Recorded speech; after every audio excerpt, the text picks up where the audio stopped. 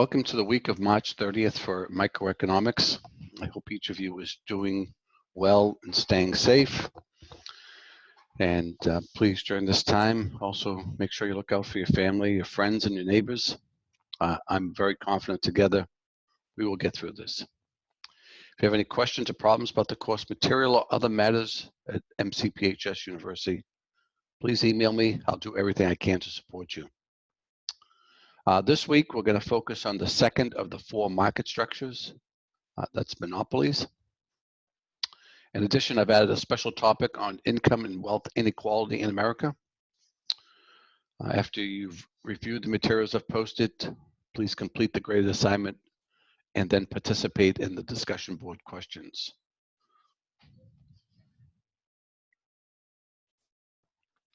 So this week, like every week for the remainder of the semester, will be structured the same way. We'll have some materials to review. Then you'll be asked to do a graded assignment and then participate in one or more discussion board questions. This week I've posted two discussion board questions, one on monopolies and the other on income inequality in America. In both cases, I'd like you to make your initial post by Thursday, April 2nd at 11 p.m. and then respond to one or more of your colleagues by Sunday, May 5th.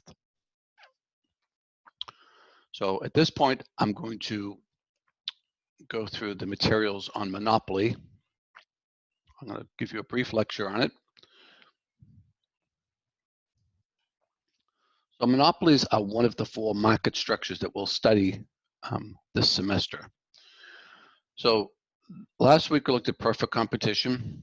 This week we'll look at monopolies, and then we'll move on to oligopolies and monopolistic competition. So this chart talks about the different characteristics of each of the market structures. So monopoly is when there's one firm that has control of a market or product or service. It's very difficult, or it's really blocked to get into that particular market. It's a unique product with no close substitutions, and the monopolist has control over both price and over the supply in the market. So they are the price maker in the market. So we'll look at some examples. So there are some people who believe that America has become dominated by some key monopolies. So companies like Amazon and Facebook and Google, in some people's perspective, some economists' perspectives, those are monopolies.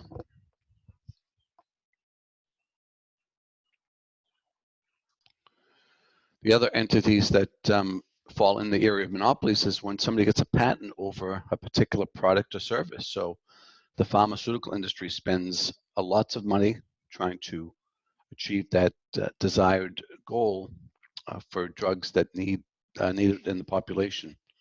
So when Gilead, for example, developed a cure for Hep C, they were able to charge a large price. And certainly the company that develops the vaccination and a treatment for the COVID-19 will certainly be in a very strong position to both in terms of pricing and profitability.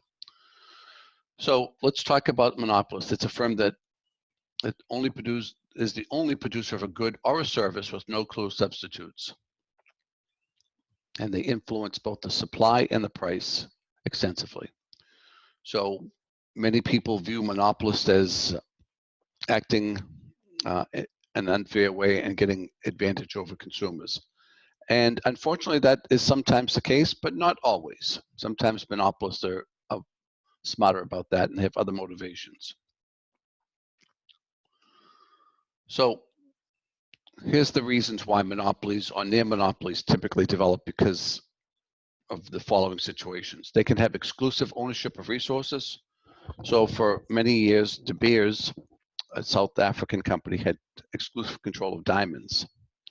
It can be economies of scale. So this is something that Intel recognized many years ago when they decided that they would be able to build fabrication facilities so large and drive costs down so low that it would be impossible for other people to come in without tremendous capital into the microprocessor industry. They might have technological superiority. Google, Facebook, and others have certainly tried to leverage that. And the fourth is there may be government monopolies. So under that category are things like patents.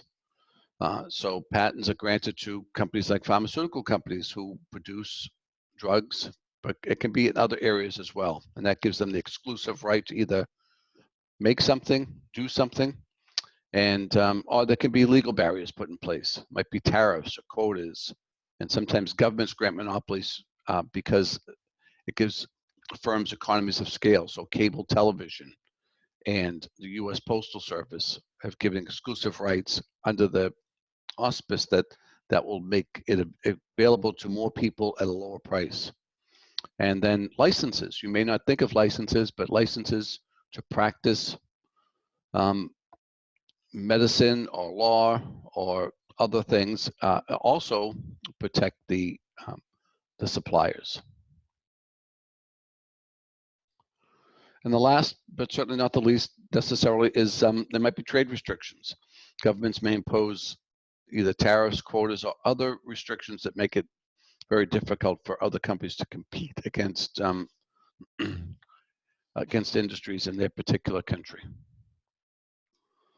So when you think about monopolies in the United States, there are many monopolies or near monopolies that we don't always think about. So here's a small picture that is food for thought, right? Google, Microsoft, and Intel were often called the Wintel monopoly for many years, and they still have a pretty dominant position in the computer industry. Lotteries, right, run by states, the NCAA and their control over the college sports, cables, and so forth. And certainly when it comes to the pharmaceutical industry, we see that extensively.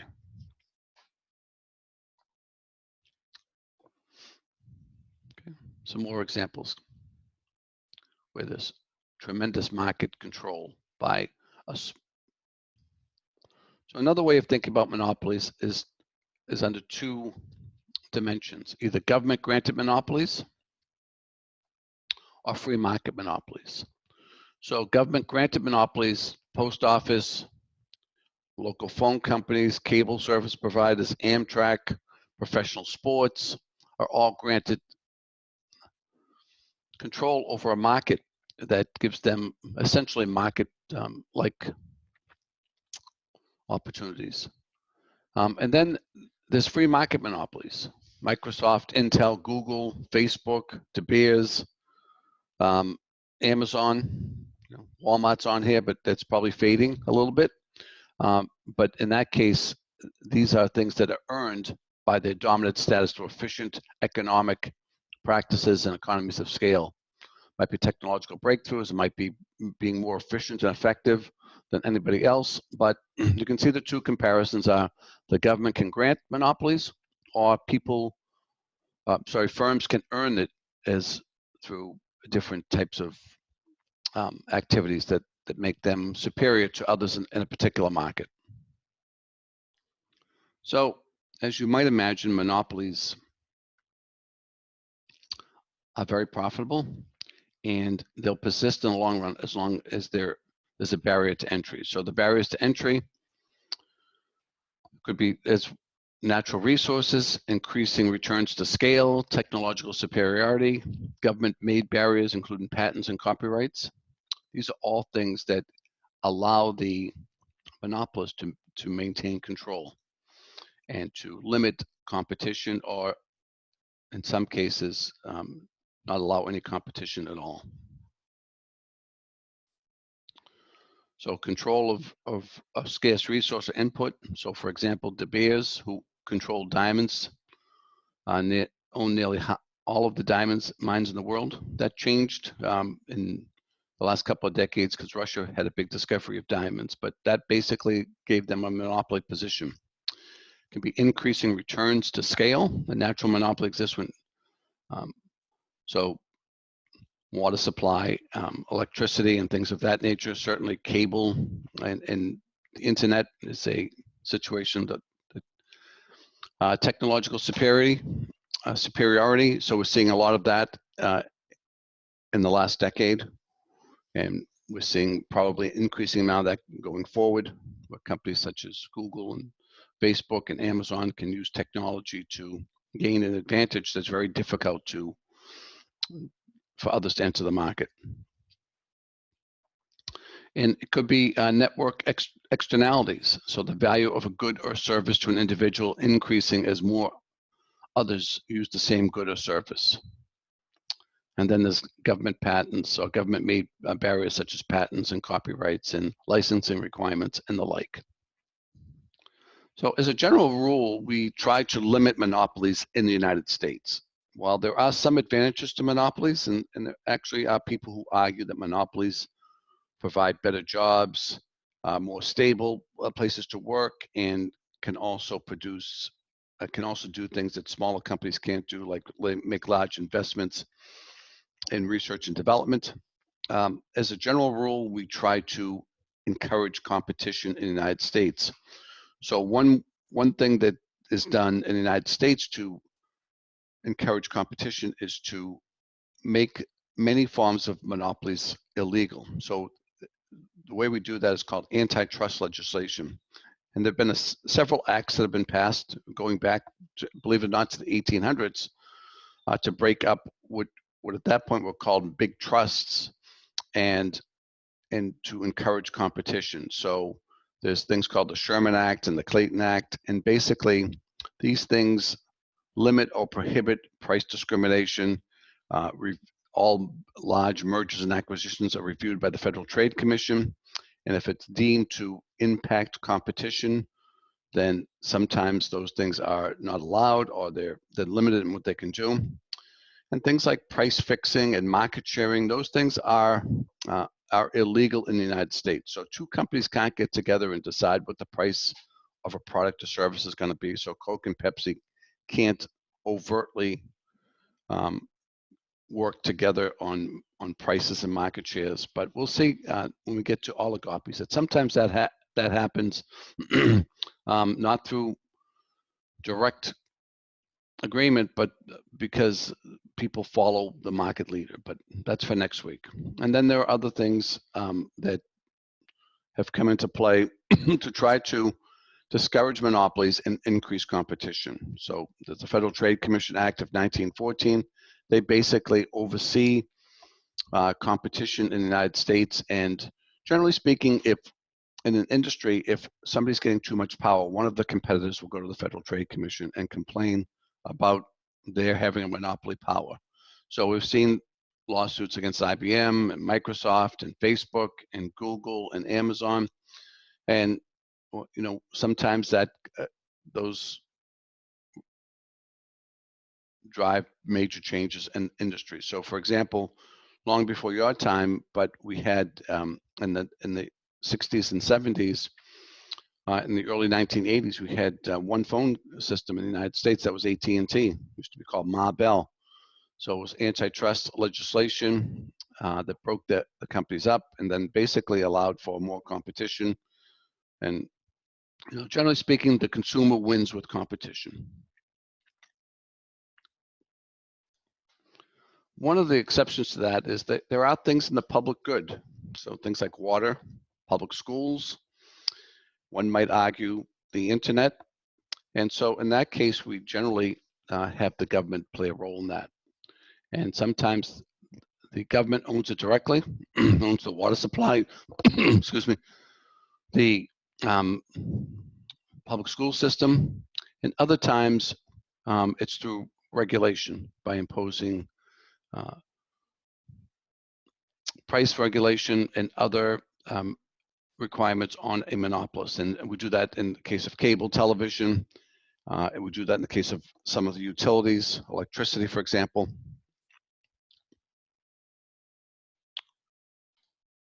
Okay. In addition to reading the chapter or the slides that I've posted, you should take a look at the 3 videos I've posted on the topic of monopolies. They were all relatively short videos, and they will help you gain some perspective on what monopolies are and how they impact the market in the United States and other countries. So the second item that I've posted for the week is a special topic on income inequality. So I've posted 4 short videos.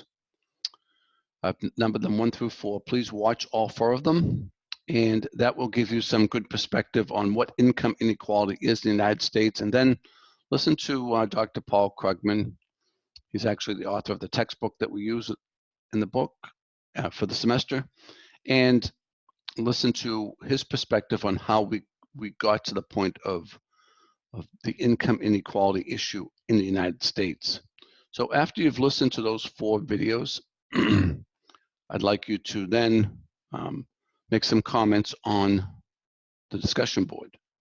What is meant by income inequality, and then discuss what Dr. Paul Krugman believes are the root causes of income and wealth inequality in America, and then discuss whether you believe that's an important issue and how we might make America more equitable, or if you don't believe that's an important issue, and not everybody does, why not?